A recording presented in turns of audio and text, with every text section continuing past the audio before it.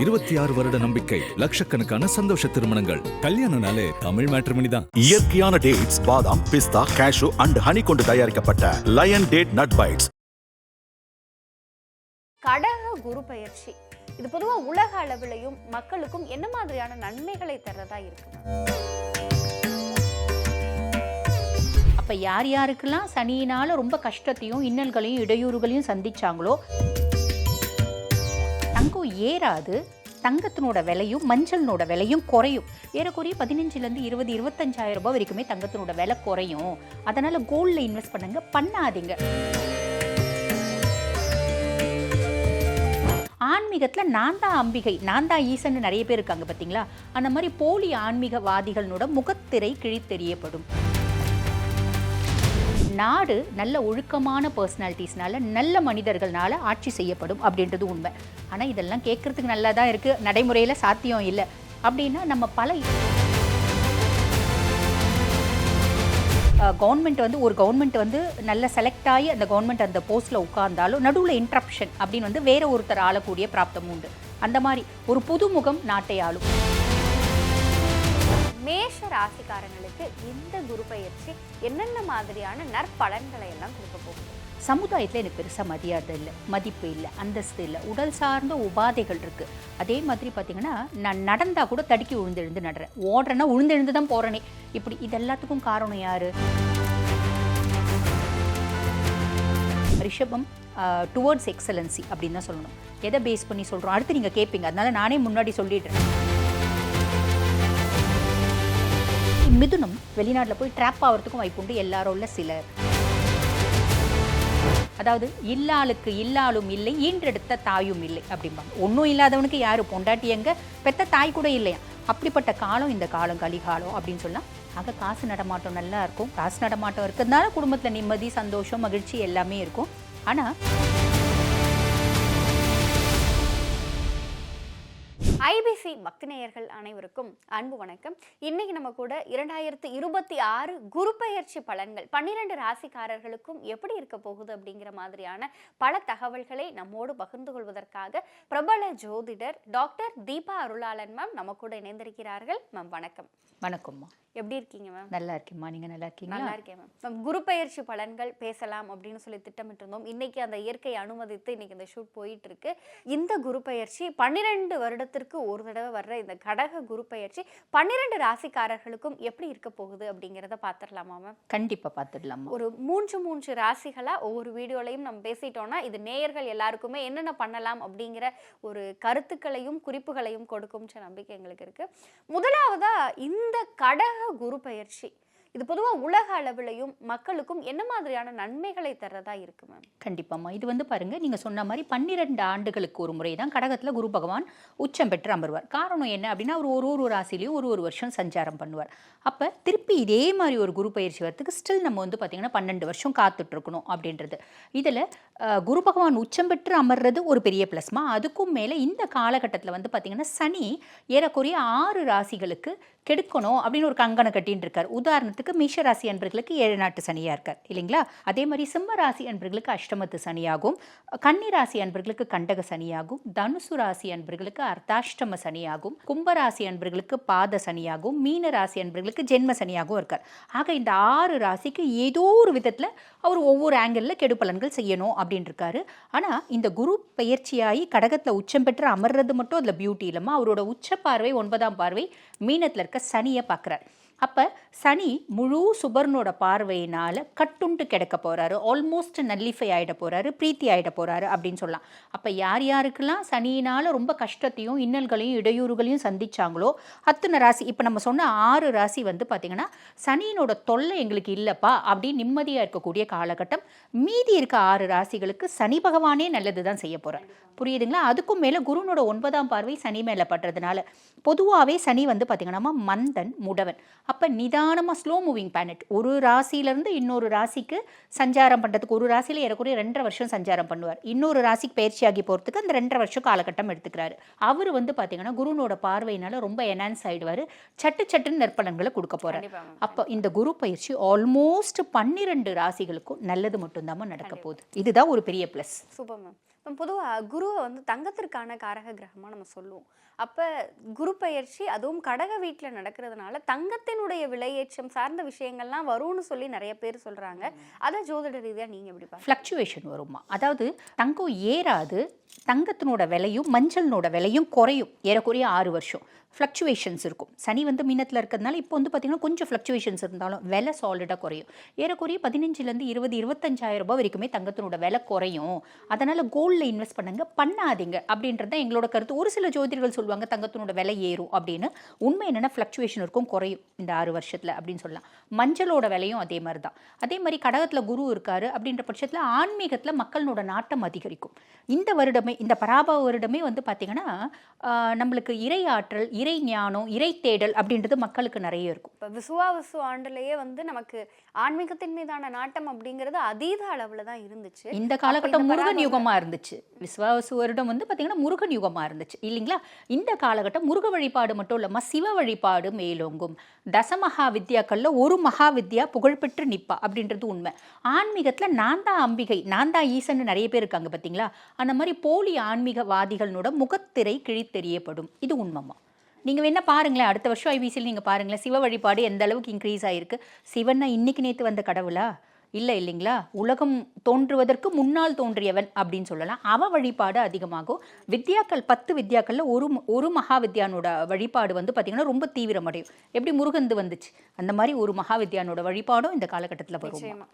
இப்போ இந்த 2026 நம்ம குரு பெயர்ச்சி அப்படிங்கிற காலகட்டம் வந்து அரசியல் முடிவுகள் எல்லாம் வெளியாகி எந்த கட்சி ஆட்சி அமைக்க போகிறாங்க, அமைச்சரவை எல்லாமே வந்து சரியான முறையில் நிர்ணயிக்கப்பட்ட காலகட்டமாக தான் இருக்கு, முடிஞ்சிட்டு இருக்கும். அதனோட ரிசல்ட்லாம் வந்து அப்போ இந்த குரு பெயர்ச்சி அரசியல் ரீதியா என்னென்ன மாதிரியான விஷயங்கள்ல வந்து அதீத தாக்கத்தை கொண்டு வரும்? பொதுவாக வந்து பார்த்தீங்கன்னா இந்த பராபவ வருடத்துக்கு இடைக்காட்டு சித்தர் ஒரு பாடல் பாடியிருப்பார். எப்படின்னா, பராபவத்தில் மாறியுண்டு பல்பொருள்கள் மலிவு தராதரத்தில் எவ்வுயிரும் தழைக்கும் நராதிபர்கள் வென்றிடுவர் நாடு வினையகன்று போதும் தீது வினையகன்று போகும் அப்படின்னு சொல்லியிருப்பார். அப்படின்னா என்ன அர்த்தம்? இந்த பராபவ வருடத்தில் எல்லாமே நல்லா இருக்கும் அப்படின்னு சொல்லியிருப்பார். ஆனால் சமஸ்கிருதத்தில் பராபவம் அப்படின்றதுக்கு அழிவு அப்படின்றது ஒரு அர்த்தமும் உண்டு. இதுக்கும் என்டையர்லி ஆப்போசிட்டாக இருக்குது அப்படி நம்மளுக்கு தோணுது இல்லைங்களா? ஆனால் நம்ம சித்தர்களோட வாக்கு எல்லாமே வந்து சத்திய வாக்கு அப்படின்னு சொல்லலாம். அது அவர் என்ன பேசிஸில் சொல்லியிருப்பார் அப்படின்னா, மக்களுக்குள்ள நீதி, நேர்மை, நாணயம், தர்மம் அத்தனையும் இருக்குது அப்படின்னா யாரையும் அடித்து சாப்பிடக்கூடாது. மனுஷங்களோட குணம் மற்றவங்களை அடித்து வாழறது இல்லைல்லம்மா, அது மிருகங்களோட குணம். நீ மனுஷனாக பிறந்துட்ட, நீ பக்குவப்பட்ட மிருகம். நீ வந்து மனுஷன் அப்படின்னும் போது நம்ம தேவதைகள் கிடையாது, பக்குவப்பட்ட ஒரு மிருகம் அப்படின்னு சொல்லலாம். ஆக உன்னோட குணாதிசயம் என்ன? முடிஞ்சா 4 பேருக்கு ஹெல்ப் பண்ணு, இல்லைன்னா 4 பேரை கெடுக்காத. நீ ஓரளவுக்கு எல்லா விதத்துலேயும் நேர்மையாகவும் நாணயமாகவும் இருக்க அப்படின்னா இந்த இடைக்காட்டு சித்தர் சொன்ன பாடல் வந்து உண்மையாகும்.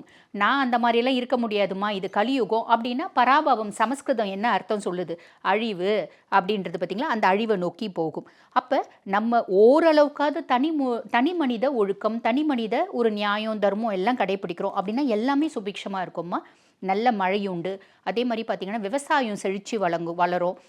ஒவ்வொரு உயிரும் அவங்கவுங்க செய்யக்கூடிய வேலை படிப்புக்கு ஏற்ற மாதிரி நல்ல சௌக்கியமாக வாழ்வாங்க.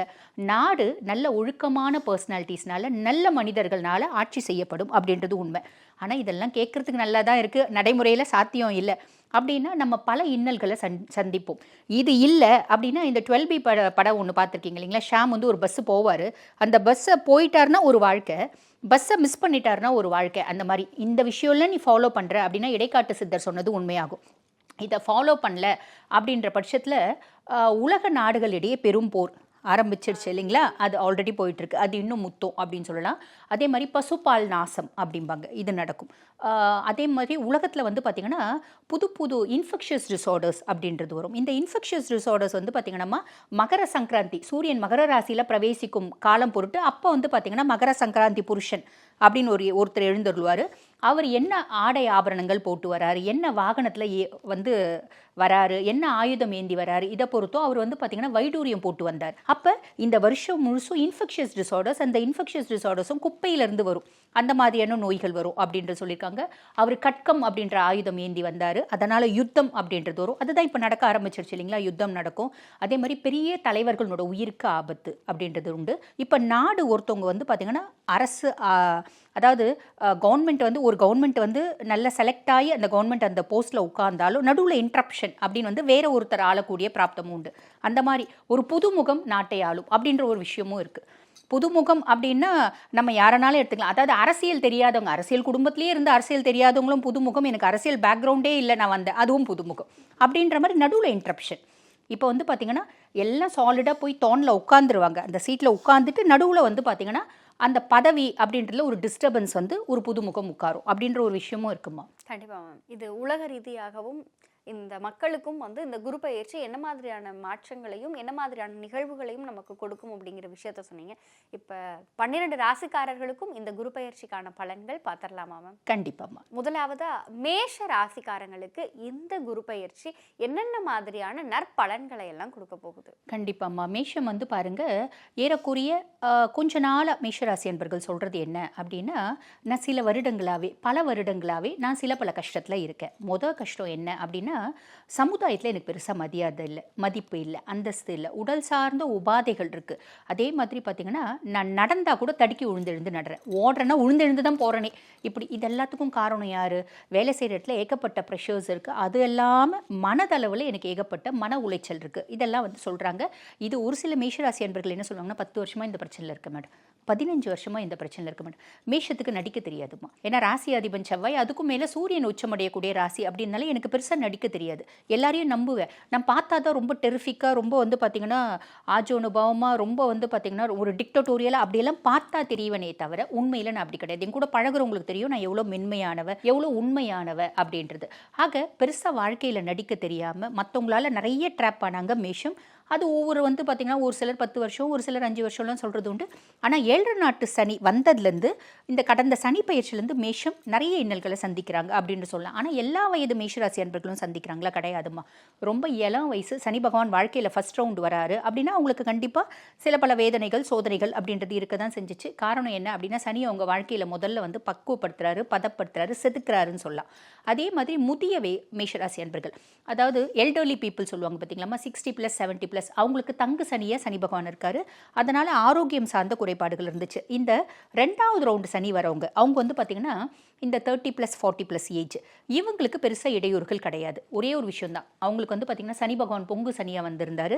நீ போய் சேர வேண்டிய ஊருக்கு உனக்கு பஸ்ஸு கிடையாது, ஃப்ளைட்டு கிடையாது, கார் கிடையாது, ரோடு கூட கிடையாது. ஓடு, எவ்வளோ தூரம் நீ ஓடுறியோ உன்னோட டெஸ்டினி அடைவேன், அப்படி தான் இருந்துச்சு. அப்போ அவங்களுக்கு இடையூறு கம்மி. ரொம்ப இளம் வயசு, ரொம்ப முதிய வயசுக்கு வந்து பார்த்திங்கன்னா இடையூறுகள் அப்படின்றது சனி பகவான் கொடுத்தாரு. இப்போ இதில் ஒரு பெரிய ப்ளஸ் என்ன அப்படின்னா, குருனோட 9ஆம் பார்வை சனி மேலே படுது. சனி ஆல்மோஸ்ட் நல்லிஃபை ஆகிடுறாரு. இது ஒரு பெரிய ப்ளஸ் அப்படின்னு சொல்லலாம். 2வது குரு என்ன பாவத்தில் உட்கார்ந்துட்டு இருக்காரு? 4ஆம் பாவம் சுகஸ்தானத்தில் உட்கார்ந்துட்டு இருக்காரு. சுக தாயார் ஸ்தானத்தில் குருனோட வாசம், அதுவும் உச்சம் பெற்று அமர்ந்திருக்காரு. அப்படின் போது மேஷத்துக்கு டிஃபால்ட்டாக 4 விஷயம் நடக்குமா. ஒன்று, நிறைய மேஷராசி என்பர்கள் வீடு வாங்குவாங்க, வீடு கட்டுவாங்க, சொத்து பத்து வாங்குவாங்க, நிலப்புலம் வாங்குவாங்க. ஏதோ ஒன்று, என்னால் முடிஞ்ச அளவுக்கு நான் ஒரு குருவி கூண்டு சைஸ் வீடாவது வாங்குவேன். இது வந்து மேஷத்துக்கு நடக்கும். அதே மாதிரி இடம் மாற்றம் அப்படின்றது உண்டு. நான் 15 வருஷமாக ஒரு ஊரில் இருக்கேன். இப்போ வந்து பார்த்திங்கன்னா நான் 25 வருஷமாக ஒரு ஊரில் இருக்கேன். இப்போ எனக்கு தெரியவே தெரியாத ஒரு ஊர், நான் வந்து பிழைக்கிறதுக்காக அங்கே போகிறேன். அதே மாதிரி பிஸ்னஸ் ஸ்டார்ட் பண்ணுறதுக்காக போகிறேன், புதுசாக வேலை கிடச்சிருக்கு போகிறேன், எனக்கு சொந்த பந்தம் யாரும் இல்லை. அந்த மாதிரி இடம் மாற்றம் அப்படின்றது ஒன்று உண்டு. ஓகேங்களா? அதே மாதிரி அம்மானோட சப்போர்ட் இது வரைக்கும் எங்களுக்கு இல்லவே இல்லைங்க. இப்போ அம்மானோட சப்போர்ட் அப்படின்றது கிடைக்கும். அம்மானோட சப்போர்ட் ஆல்ரெடி இருந்துச்சுங்க. அம்மாவுக்கு பெரிய ஹெல்த் இஷ்யூஸ் இருந்துச்சு. அதனால் எங்கள் அம்மாவுக்கு எனக்கு ஹெல்ப் பண்ண முடியாத ஒரு சூழ்நிலை அப்படின்னாலும் இப்போ அவங்க அம்மானோட உடலில் நல்ல முன்னேற்றம் அப்படின்றது இருக்கும். அம்மா ஹெல்ப் பண்ணுவாங்க. ஸோ டிஃபால்ட்டாக மேஷத்துக்கு 4 விஷயம் நடக்கும் அப்படின்னு சொல்லலாம். இது ஒரு பெரிய ப்ளஸ். பொதுவாக வந்து பார்த்திங்கன்னா நம்ம மேஷத்துக்கு பாக்கியாதிபதியும் குரு தான், விரையாதிபதியும் மோட்ச விரையாதிபதியும் குரு தான். அப்போ ஹையர் எஜுகேஷன் படிக்கணும் அப்படின்னு இந்த படிக்கிற குழந்தையெல்லாம் இருக்குது பாருங்கள், இவங்க ஹையர் எஜுகேஷன் படிக்கணும் அப்படின்னு இந்த காலகட்டம், நான் 3 வருஷமாக நீட் எழுதுகிறேன், எம்டிக்கு எனக்கு சீட்டே கிடைக்கல, இந்த காலகட்டம் பிள்ளை எழுதுச்சு அப்படின்னா சீட் வந்து கிடச்சிடும். அவங்களுக்கே அந்த இன்பில்ட்டாக வந்து பார்த்திங்கன்னா எனர்ஜி இருக்கும், கிராஸ்பிங் டெண்டன்சி இருக்கும். அதே மாதிரி வெளியூர் டூரு, வெளி மாநிலம் டூரு, ஆன்மீகம் சார்ந்த டூரு, இதெல்லாம் போகிறதுக்கான பிராப்தம் உண்டுமா. ஆன் தி ஹோல் சூப்பராக இருக்கும்மா. அதுக்கும் மேலே குருனோட பார்வை இருக்குமா 8, 10, 12. நான் வந்து பார்த்திங்கன்னா பூர்வீக சொத்துல வந்து எனக்கு இது வரைக்கும் பைசா கூட கொடுக்கல. அவங்க வந்து மொத்தமாக எங்கள் வீட்டில் இருக்கவங்க ஏமாத்தினாங்க அப்படின்னா இந்த காலகட்டம் அந்த சொத்து உங்களை தேடி வரும். எங்களுக்கு பூர்வீக சொத்து சார்ந்து கோர்ட்டில் வந்து கேஸ் போயிட்டுருக்கு. ஜட்ஜ்மெண்ட் எனக்கு ஃபேவராக வரதுக்கான வாய்ப்பு. Outside the court settle பண்ணிக்கலாமா? இப்போ நிறைய பஞ்சாயத்து பிரச்சனை எல்லாம் வந்து பார்த்திங்கன்னா நம்ம கோர்ட்டுக்குள்ளே நடக்கிறத விட outside the court settlement தான் ஜாஸ்தி இருக்குது. இந்த மாதிரி பண்ணிக்கலாமா? ஏற்ற காலகட்டம். நடுவில் வைக்கிற மத்தியஸ்தர்களை மட்டும் நம்ம வந்து கொஞ்சம் அனலைஸ் பண்ணிட்டு வைக்கணும் அப்படின்னு சொல்லலாம். ஒரு ஹிடன் ரிலேஷன்ஷிப் இருக்குது, ஹிடன் சீக்ரஸிஸ் இருக்குது. இருக்கப்பட்டவங்களுக்கு இந்த வரிகள், இல்லாதவங்க கவலைப்பட வேண்டாம். அந்த மாதிரி இருந்துச்சுங்க, அவங்களை என்னை இமோஷனலி ட்ராப் பண்ணுறாங்க, என்ன த்ரெட்டன் பண்ணுறாங்க, அவங்க உங்களை விட்டு விலகக்கூடிய காலகட்டம். அதே மாதிரி தொழில் ஸ்தானத்தை குரு பார்க்குறார்.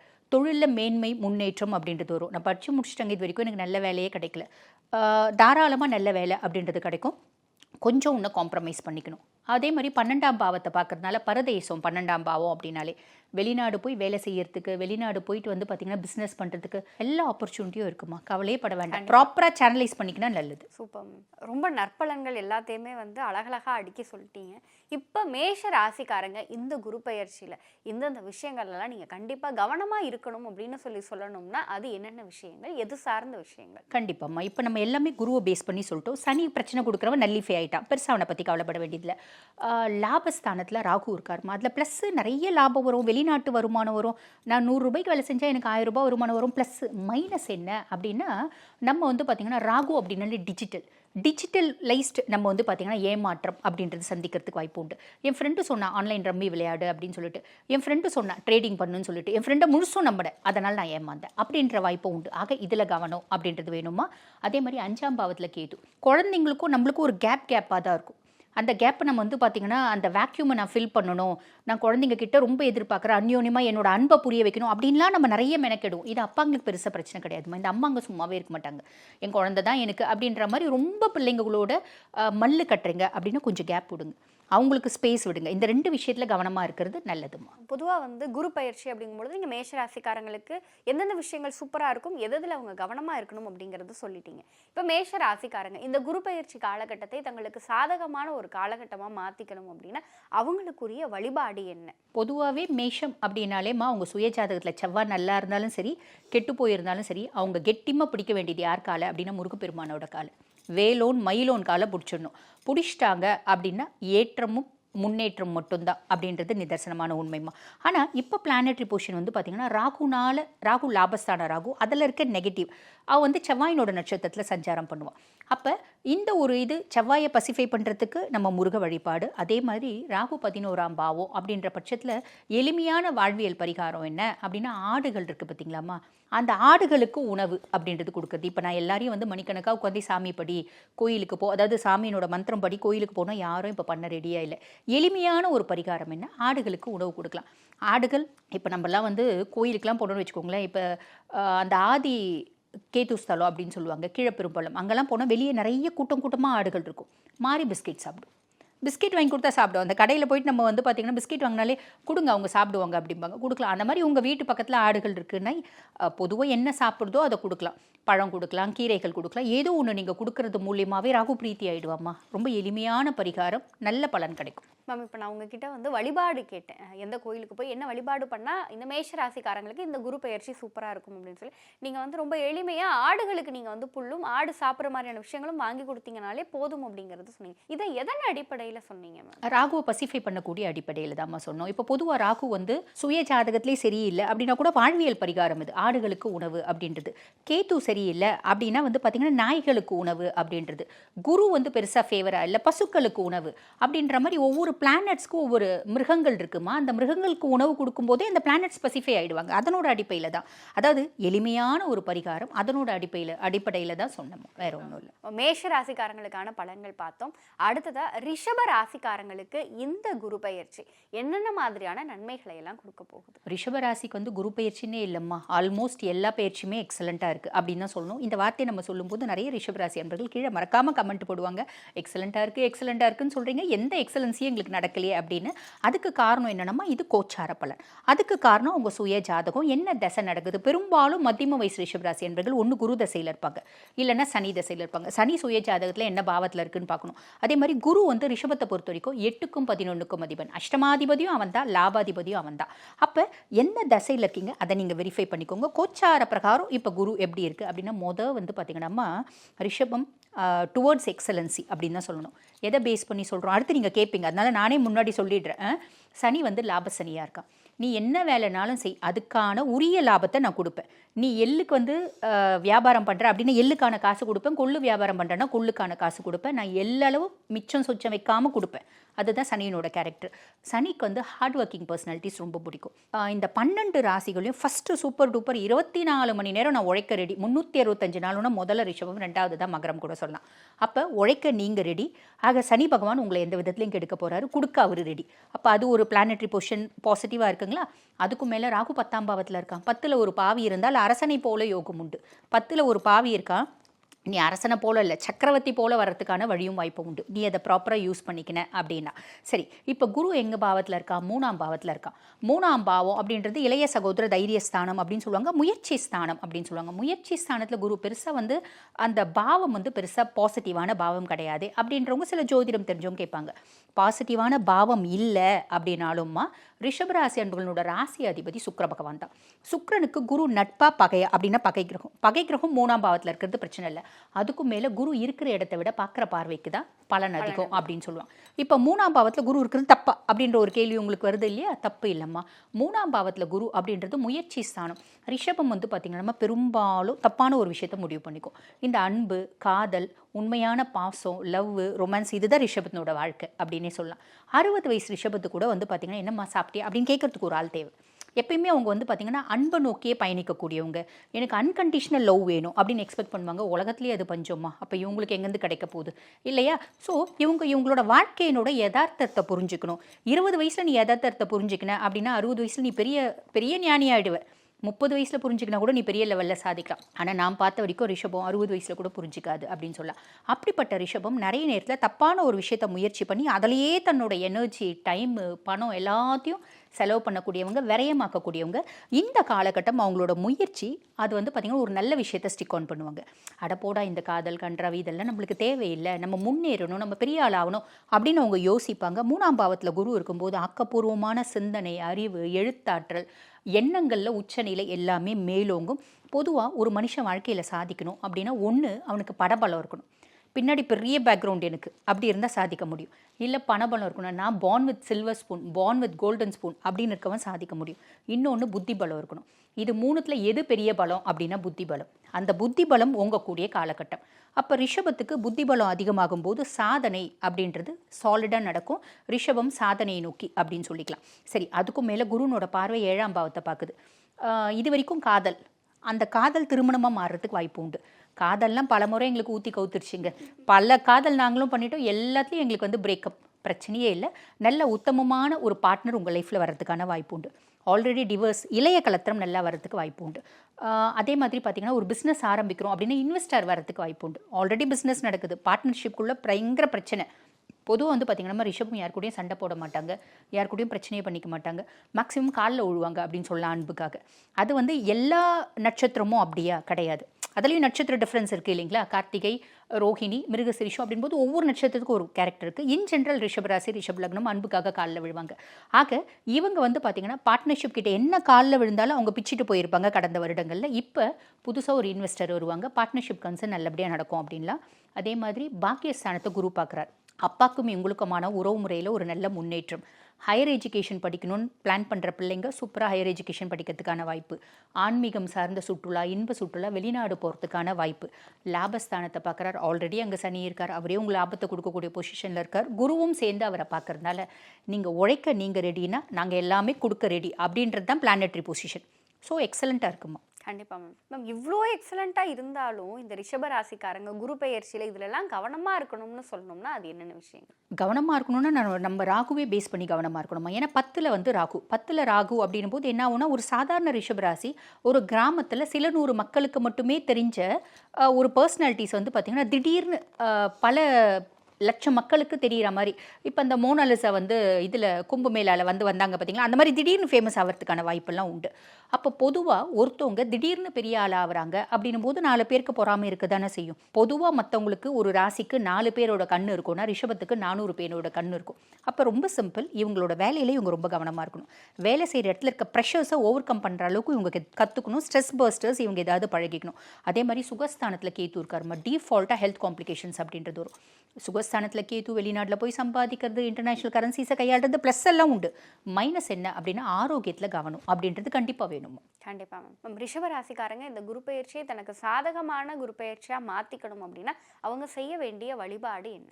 வழிபாடு அப்படின்னு சொல்லும்போது அம்பிகை வழிபாடு பண்ணணும். அம்பிகைக்கு எத்தனையோ மந்திரங்கள் இருக்குது. அப்படின்னாலும் இந்த மைஷாசுர மர்தினி ஸ்லோகம் நீ நடுராத்திரி 2 மணிக்கு எந்திரிச்சு படிச்சியானா கூட உனக்குள்ள ஒரு உத்வேகம் அப்படின்றது ஒரு ஐகிரி நந்தினி நந்தித மேதினி ஆரம்பிக்குது பார்த்தீங்களா, அதை பாராயணம் பண்ணும். நீங்கள் அடுத்து கேட்பீங்க இது எதுக்காக, இதனோட அர்த்தம் என்ன அப்படின்னு.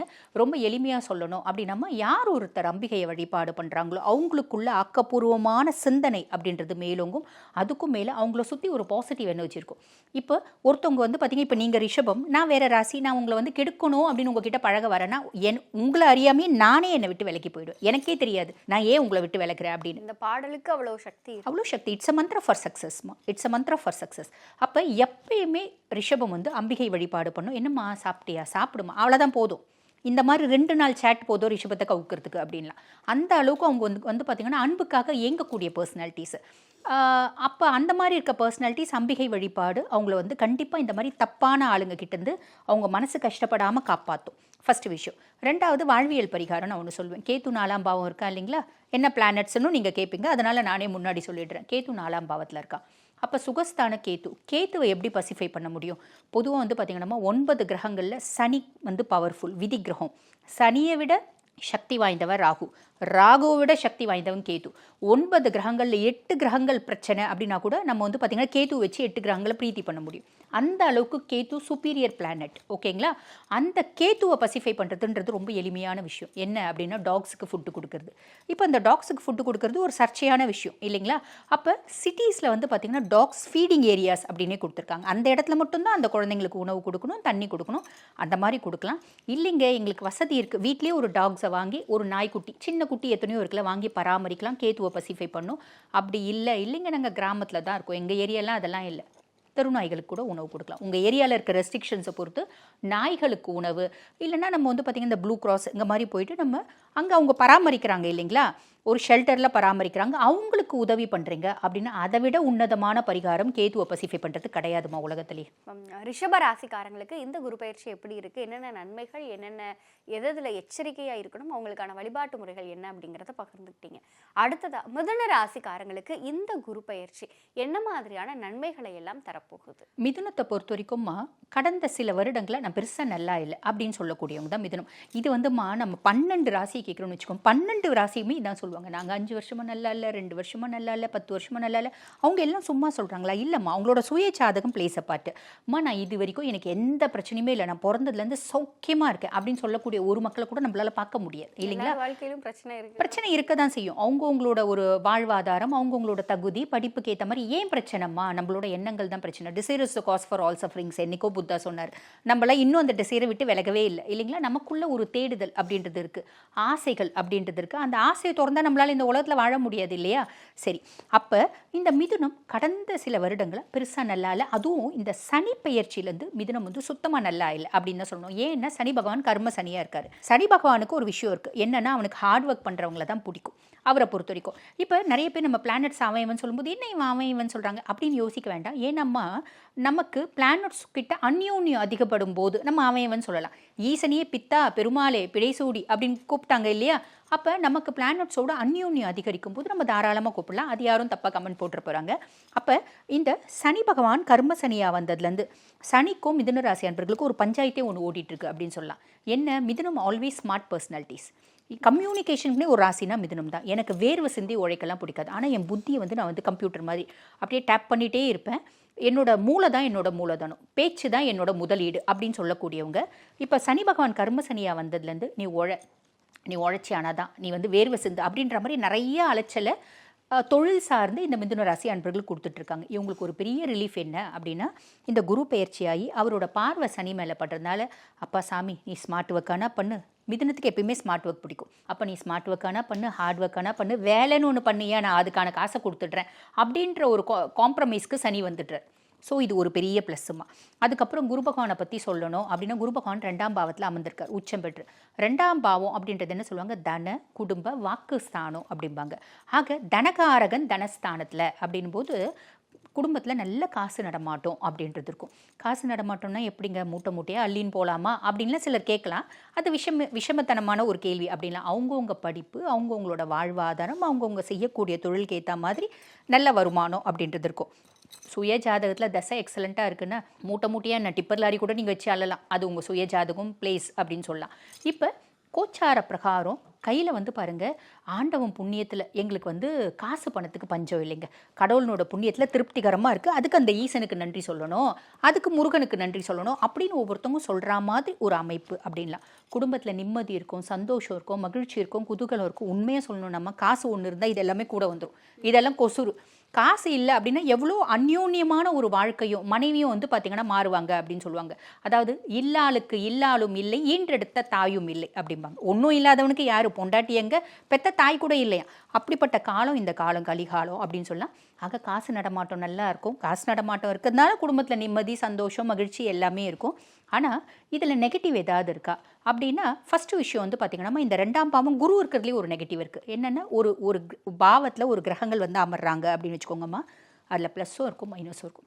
என்ன, ஒரு சிலதில் 90% ப்ளஸ்ஸு, 10% மைனஸ், ஒரு சிலதில் 90% மைனஸ், 10% ப்ளஸ். இப்போ 90% ப்ளஸ் இவங்களுக்கு 2ஆம் பாவத்தில் குரு வந்து அமர்ந்திருக்கிறது. ஆனால் மைனஸ் என்ன அப்படின்னா, இந்த மிதுன ராசி அன்பர்களோட ராசி அதிபன் புதன் பகவான். புதனுக்கு குரு நட்பா பகையா அப்படின்னா பாதகாதிபதி, தந்தையாவான். அதாவது புதனுக்கு குரு வந்து தந்தையாவான். ஆனால் எந்த விதத்தில் தந்தை அப்படின்னா, குரு பகவானோட மனைவிக்கும் தேவேந்திரனுக்கும் பிறந்த குழந்தை தான் வந்து பார்த்திங்கன்னா இந்த புதன் பகவான். அப்போ வந்து ஒரு இல்லெஜிட்டிமேட் சைல்டு அப்படின்னு சொல்லலாம். அப்போ அவருக்கு வந்து பார்த்திங்கன்னா இந்த குழந்தைய பிடிக்காது. 2ஆம் பாவத்தில் இவர் குரு வந்து அமர்ந்திருக்காரு அப்படின்னும் போது இந்த குழந்தைக்கு அவரை பிடிக்காது. அப்போ என்ன பண்ணணும் அப்படின்னா, ரொம்ப சிம்பிளாக சொல்லணும்னா, வாக்கு கொடுக்கக்கூடாது யாருக்கும். டாக்குமெண்டேஷன்லலாம் நம்ம கையெழுத்து போடுறோம் அப்படின்னா நல்லா அனலைஸ் பண்ணிவிட்டு கையெழுத்து போடணும். நம்ம ரொம்ப சிம்பிளாக வந்து பார்த்திங்கன்னா, நம்மளுக்கு தெரிஞ்ச இடத்துல வந்து ஒரு நகைக்கடை ஆள் எடுக்கிறாங்கன்னு வச்சுக்கோங்களேன். உங்களுக்கு தெரிஞ்ச குடும்பமாக இருக்கும். அவங்க வந்து கேட்பாங்க, மிதுனம் எப்பயுமே புகழ்ச்சிக்கு வழங்குவாங்க. சார் நீங்கள் சூப்பர் சார், கொஞ்சம் ஹெல்ப் பண்ணுங்க சார்னா உடனே ஹெல்ப் பண்ணுவாங்க. புரியுதுங்களா? எவ்வளோ பெரிய புத்திசாலிகளாக இருந்தாலும் யானைக்கும் அடி சறுக்கும் அப்படின்னு சொல்லுவாங்க பார்த்தீங்களா. அந்த மாதிரி மிதுனத்துக்கு ஒரு கேரக்டர் உண்டு. புகழ்ச்சிக்கு மயங்குவாங்க அப்படின்னு சொல்லலாம். கம்யூனிகேஷனுக்கே ஒரு ராசியாக இருந்தாலும் வருஷத்தில் ஒரு நாள் அந்த பேச்சினாலே மாட்டுவாங்க. அப்படிப்பட்ட ராசி தான் மிதுனம். அப்போ நகைக்கடையில் ஆள் எடுக்கிறாங்க, பாப்பா தான் படிச்சுட்டு இருக்கேன், கொஞ்சம் வேலைக்கு சப்போர்ட் பண்ணுங்கள், கொஞ்சம் ரெக்கமெண்ட் பண்ணுங்கள். நான் ரெக்கமெண்ட் பண்ணிட்டோம் அப்படின்னா, இந்த பிள்ளை நல்ல பிள்ளைங்க, இந்த பிள்ளைக்கு நான் கேரண்டி அப்படின்லாம் ரெக்கமெண்ட் பண்ணிட்டோன்னா, அந்த நகைக்கடையில் அந்த பிள்ளை ஏதாவது தப்பு தண்டா செஞ்சிச்சுன்னா நம்ம மாட்டிப்போம். ஸோ யாருக்கும் கேரண்டி, வாரண்டி, ஷூரிட்டி கையெழுத்து போடுறது அதெல்லாம் வேண்டாம். டாக்குமெண்டேஷன் பண்ணும்போது கண்டிப்பாக அனலைஸ் பண்ணிட்டு பண்ணணும். இதில் வந்து கவனம் அப்படின்றது வேணும். நிச்சயமா மேம். இப்போ இந்த மிதுன ராசிக்காரங்களுக்கு வந்து நீங்கள் ஆல்ரெடி வந்து இதுலேயே வந்து எச்சரிக்கையாக இருக்க வேண்டிய விஷயங்கள் எல்லாமே நீங்கள் வந்து சொல்லிட்டீங்க.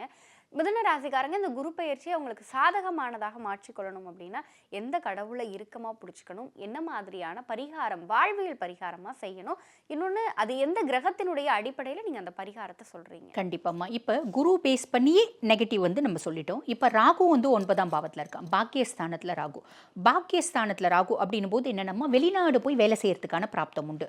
இப்போ சில சமயம் வந்து நீங்கள் கூட கேள்விப்பட்டிருப்பீங்க, நான் வெளிநாடு வேலைக்குன்னு கூப்பிட்டாங்கப்பா, அங்கே போயிட்டு அங்கே வந்து பார்த்தீங்கன்னா அங்கே சொன்ன வேலை ஒன்று, எங்களை வாங்கின வேலை ஒன்று, நாங்கள் ட்ராப் ஆகிட்டோம், அதனால் ஆளை வச்சு இங்கே எம்பசி வந்து தலையிட்டு எங்களை கூட்டின்னு வந்துச்சு அப்படின்ற மாதிரிலாம் நம்ம கதைகள் படிச்சிருப்போம் பார்த்தீங்களா.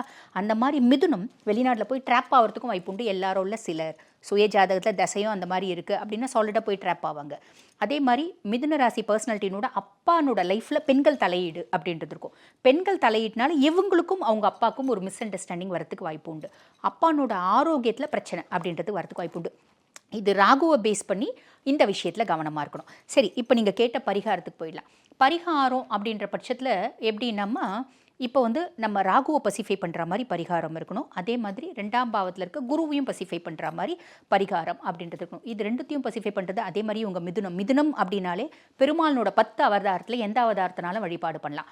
ஆனால் இவங்க என்னை பொறுத்த வரைக்கும் நான் என்னோட கிளைண்ட்ஸ்க்கு சஜஸ்ட் பண்ணுறது என்ன அப்படின்னா ஸ்ரீராமச்சந்திரமூர்த்தியை வழிபாடு பண்ண சொல்லுவேன். ஏன் ஸ்ரீராமச்சந்திரமூர்த்தியை வழிபாடு பண்ண சொல்கிறேன் அப்படின்னாமா, ராமச்சந்திரமூர்த்திக்கு ஒரு வில் ஒரு சொல் ஒரு இல், சொல்லால் குற்றம் ஆகக்கூடாது அப்படின்னு சொல்லுக்கு நாதனான ராமச்சந்திரமூர்த்தியை வழிபாடு பண்ணும். இதனோட தாத்பரியம் இதுதான்.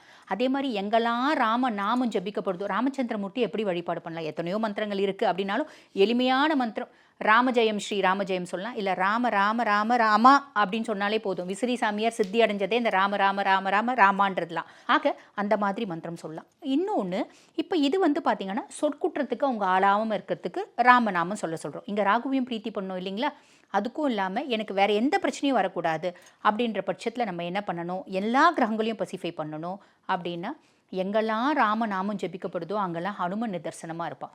இன்றைக்கி நீயும் நானும் 2 மணி நேரம் ராமனை பற்றி பேசணும் அப்படின்னா இந்த இடத்துல சூக்ஷ்ம ரூபத்தில் ஹனுமன் இருப்பான். ஹனுமனுக்கு அப்படி ஒரு விஷயம்.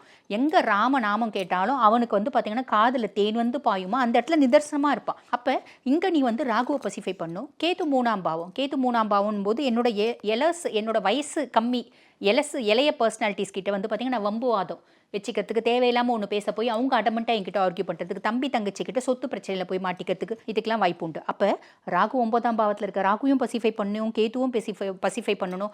அதுக்கு மேலே சனி கர்ம சனியாக இருக்கான். நடுவில் குரு அதிசாரமாக பயிற்சியாகி போகும்போது சனி வந்து திருப்பி நீ வந்து ஹார்ட் ஒர்க் தான் பண்ணணும், அப்போ தான் நான் உனக்கு காசு கொடுப்பேன் அப்படின்ற மைண்ட் செட் வரும் அந்த செப்டம்பர் மாதம்.